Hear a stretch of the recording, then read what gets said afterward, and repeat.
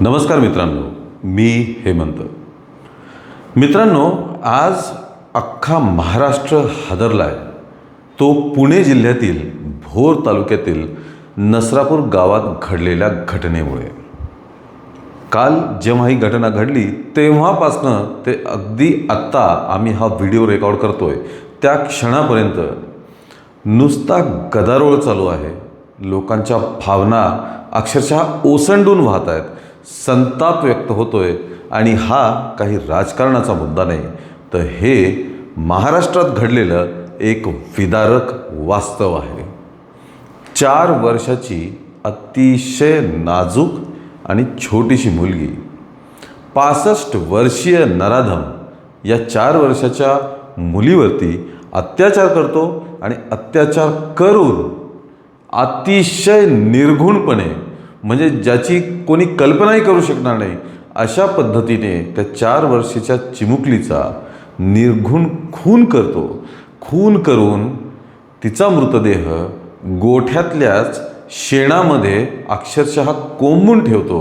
हे ऐकायला, हे विचार करायला आणि हे बोलण्यासाठी सुद्धा खूप खूप कठीण आहे.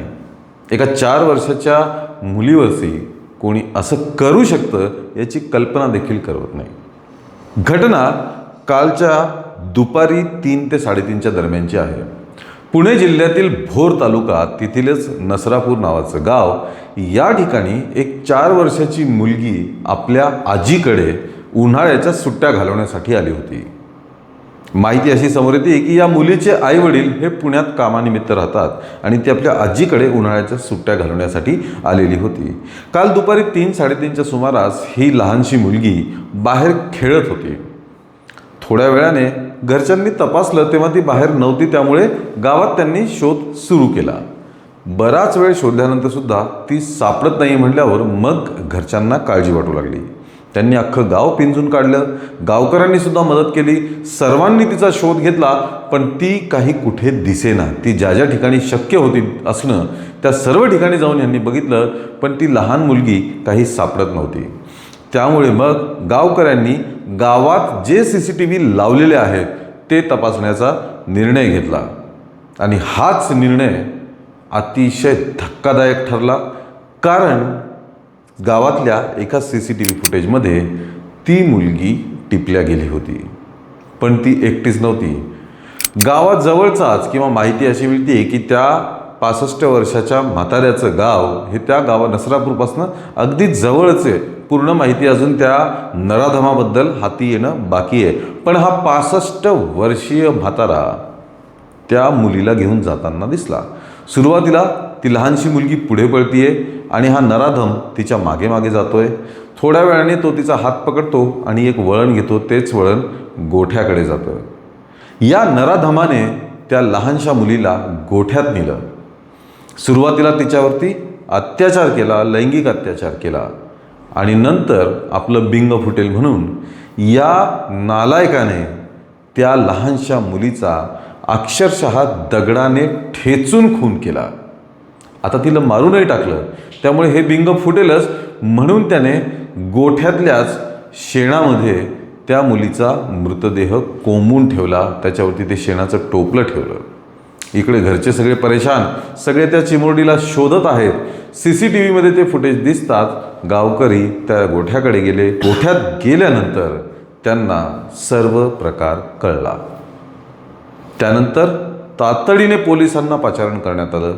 पोलीस त्या ठिकाणी आले, CCTV तपासलं आणि लगेचच त्या 65 वर्षीय नराधमाला, त्या विकृताला तातडीने ताब्यात घेण्यात आलेलं आहे. हाती आलेल्या माहितीनुसार या नराधमाचं नाव भीमराव कांबळे असं आहे. पण पोलिसांनी अजून या नावाची पुष्टी केलेली नाही आहे. प्रसारमाध्यमातील चर्चेनुसार त्याचं नाव भीमराव कांबळे असं आहे. ही घटना काल दुपारी घडल्यानंतर महाराष्ट्र दिनी ही घटना घडली आणि त्यानंतर संतापाची प्रचंड मोठी लाट राज्यभरात उसळून आली. नरसापूर गावात आज कडकडीत बंद पाळण्यात आलेला आहे या घटनेच्या निषेधार्थ. त्याचप्रमाणे गावापासून अगदी 1-1.5 किलोमीटर अंतरावरती पुणे बेंगलोर हायवे आहे. संतप्त गावकऱ्यांनी हा पुणे बँगलोर हायवेसुद्धा जॅम करून टाकला होता, बंद पाडला होता. त्यानंतर पोलिसांनी येऊन ग्रामस्थांशी चर्चा केली, त्यांना सर्व कारवाईची हमी दिली, नराधमाला अटक केलेला आहे असंही सांगितलं. त्यानंतर गावकऱ्यांनी समजूतदारीचं पाऊल घेऊन हे रास्ता रोको वगैरे बंद केलं. पण मित्रांनो, ही घटनाच इतकी संतापजनक आहे की यावरती व्यक्त करावा तितका संताप कमी आहे. या नराधमाला फाशीशिवाय दुसरी शिक्षा असूच शकत नाही. त्यामुळे पोलीस पुढील तपास करत आहेत. या घटनेचे अजून डिटेल्स पोलीस मिळवण्याच्या प्रयत्नात आहेत. अधीक्षकांनी प्रेस कॉन्फरन्स घेऊन हे सांगितलं की आम्ही अजून तपास घेतोय, म्हणजे या नराधमाविरुद्ध स्ट्रॉंग चार्जशीट दाखल करता येईल. मित्रांनो, या संतापजनक घटनेबद्दल तुम्हाला काय वाटतं? तुमचं काय मत आहे हे आम्हाला नक्की कळवा. या व्हिडिओला लाईक आणि शेअर करा आणि आमच्या धक्काबुक्की या चॅनलला ताबडतोब सबस्क्राईब करा. धन्यवाद.